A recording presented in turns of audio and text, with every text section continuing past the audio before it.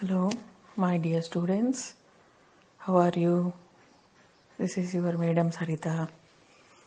So today I am going to explain about the non-detailed text which you have for your second year. It is The Adventures of Tom Sawyer. So this is written by Samuel Langhorne Clemens. He was born in 1935 and died in 1910, but he is popularly known by his pen name called Mark Twain. He was an American writer, humorist, entrepreneur, publisher, and lecturer. Mark Twain is one of the most often quoted figures in literature. His wise words and truisms resonate today as much as they did at the time he wrote them. With lines such as, "If you tell the truth, you don't have to remember anything," he champions the positives of a total lack of vanity or pretense about oneself. So here, Mark Twain was an American writer, humorist, and an entrepreneur. He was a small businessman, and he was also a publisher and a lecturer, and he also worked as a journalist. And he is considered as one of the most often quoted figures in literature because he has done a great amount of uh, service in the field of literature. And his words, even though he has written in 200 years back, even today it is having much weight in his words because he has wrote such beautiful lines as, "If you tell the truth, you don't have to remember anything." So even today we appreciate this line because even today we say that to be truthful, because if you say truth, you need not worry about anything. And he gives the positives of a man, and he says that if you take all the positives in a man, you need not pretend, you need not do anything wrong, you will be always truthful. He used a pseudonym because he originally worked as a journalist and not wanted to keep his two careers separate. The phrase Mark Twain was shouted by rivermen to indicate a water depth of 2 yards marked on a stick, as that was sufficient draught for the hulls of boats to pass by without fear of grounding. Here there is a very uh, Here there is a very humorous incident of his pseudonym. Pseudonym means a false name which was kept by Samuel Langhorne Clemens. His name, he gave him the pen name as Mark Twain.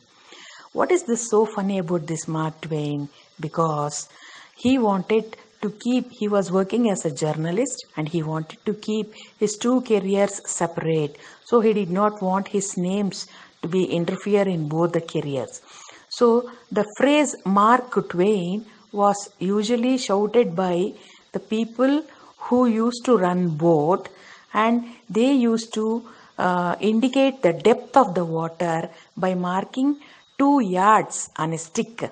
So that is why they used to shout Mark Twain. They wanted, if the ship has to anchor in the water, then they have to mark this Twain. So that is why they were calling Mark Twain. So if the height was about 2 feet, then the boats can go without any problem into the river. He grew up in the Mississippi Delta, and that is where he based his famous novels. What characterizes these stories is that they comprehend the world through the eyes and ears of a child, and Twain's use of child's perspective gives the prose a quality of naivety, honesty, and charm. So he grew up as a child in a Mississippi Delta where he has written almost all the novels, and whatever he has felt, whatever he has seen as a child, he gives these ideas in his novels. And his novels shows us honesty, charm, and the naivety of his childhood. He is one of the widely quoted novelists. Such was his habit of erudition. Some of his famous quotes include, "Golf is a good walk spoiled." So he has given some beautiful lines where we feel, yes, whatever he has told is correct, is absolutely right. The first thing he's tell is golf is a good walk spoil. Have you seen a golf court? Golf court is full of green grass and it is very beautiful to walk. But what we are doing, we are using that court to play golf, and we are putting balls in that, making holes in that and spoiling that nature. So he is telling that golf is a good walk spoil. Second one, I have never let my schooling interfere with my education. He says that schooling is different, education is different. Schooling is, they give knowledge what you do, and education is how you make use of that knowledge. So he's telling that I never interfere my schooling with my education. Education is, even without a guru or a teacher, you can get the education yourself by observing the nature, and schooling is given by the teachers. The secret of getting ahead is getting started. So if you want to go front, if you want to succeed in your life, you have to get started. You should not stay at one place and say that I am not going to get success, I am not successful. You, at least you should put some steps right in front of you so that you will get success. Next one, it's not the size of the dog in the fight, it's the size of the fight in the dog. So he says that this is a very true to everybody, not only for dogs, for everybody in your life. He says that it is not the size of the dog, it is not who is fighting, it is how you are fighting the cause. So fighting with a courageous mind is important, not the size of the dog, not how you are, who you are. It is not important. Next one, all you need in this life is ignorance and confidence, then the success is sure. And he says that in your life you should be ignorant. Ignorant means you should feel that I don't know anything in this life, but you should have self-confidence. If you have that ignorance and confidence, then success is surely going to come. If you are if you say I know everything, then you will become overconfident and success will not come to you. So you should be humble, you should be ignorant, and you should be confident, and then success is surely going to come. Next one, kindness, the language which deaf can hear and the blind can see. So there is only one language in the whole world which everybody should practice, that is kindness. Even a blind can see, a deaf can hear if you are a very kind person. So the Mark Twain's other best novel include The Adventures of Huckleberry Finn, Life on Mississippi, and The Prince and the Pauper. These are the other works of Mark Twain which give us very good ideas about life. Here the list of characters are the kids, the small children who are in this novel are Tom Sawyer, the hero of this novel, his friend Huckleberry Finn, his classmate Becky Thatcher, and Joe Harper. All these are the kids who are the friends of Tom Sawyer. Tom Sawyer is the novel's protagonist, a mischievous boy with active imagination. Despite his mischief, Tom has a good heart and a strong moral conscience. Here we can understand the character of a Tom Sawyer. Even though he is mischievous, according to his age, he is mischievous, but he is having very good imagination, and he is having a good heart, and he tries to help all the people who are in need. And he has a strong moral conscience. His morality is very good. He is very helpful to the needy persons.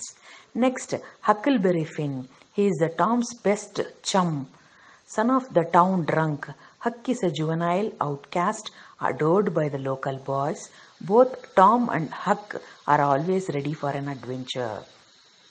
So Huckleberry Finn is Tom's best friend, but his father is a drunkard, and Huck is a juvenile outcast. So because his father is a drunkard, he could not continue his schooling, and so he is just a vagabond type, and he is a juvenile. Nobody likes him in the town, but he is adored by the local boys, because the age where The children, they don't have any inhibitions.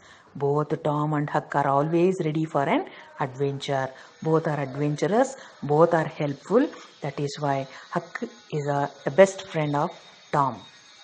Next is Becky Thatcher, Town Judd's pretty yellow-haired daughter. Becky is the adored unknown who stirs Tom's lively romantic sensibility.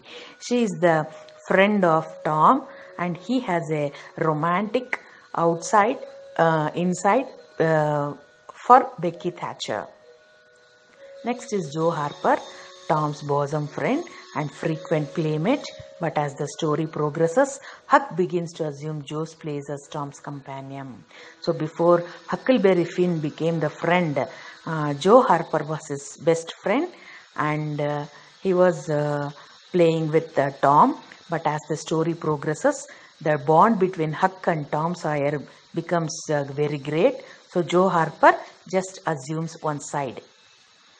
Next, the adults in the story are Aunt Polly, Injunjo, Muff Potter, Dr. Robinson, the widow Douglas, and Judge Thatcher. Aunt Polly is the Tom's auntie and guardian, a simple, kind-hearted woman who struggles to balance her love for her nephew with her duty to discipline him. Aunt Polly is Tom's mother's sister.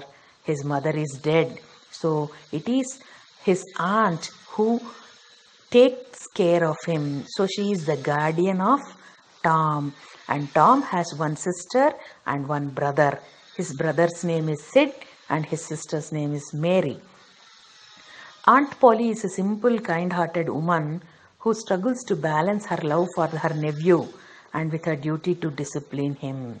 So she has the responsibility to discipline him and to give him love. Both she has to balance, and she is finding it very difficult with such a mischievous kind of boy called Tom. Next, Injunjo, a violent, villainous man, half Native American, half Caucasian. He was suffered social exclusion probably because of his race. He is a hybrid person, and he is a violent and villainous man. He is the main person for the many twists and turns which happens in this novel, and he is a villainous man, and nobody gives him any respect because of his race, because of his tribe, because he is half Native American and half Caucasian. Muff Potter, a hapless drunk and friend of Injunjo. So Muff Potter is a friend of Injunjo. He is also a drunkard. And Dr. Robinson is a respected local physician. He is a doctor who lives in Tom's town.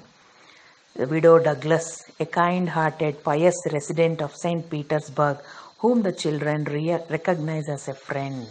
So she is a widow, means a person, a woman whose husband is dead, and she is kind-hearted, and she resides in a town called St. Petersburg, whom all the children like and treat her as a friend. Next is Judge Thatcher.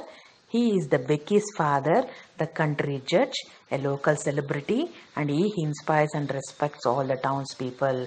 So he is the judge, and he is a respectable fellow, and he is inspired by all the he gets the respects from all the people because he is a judge and he lives a respectable life. Here the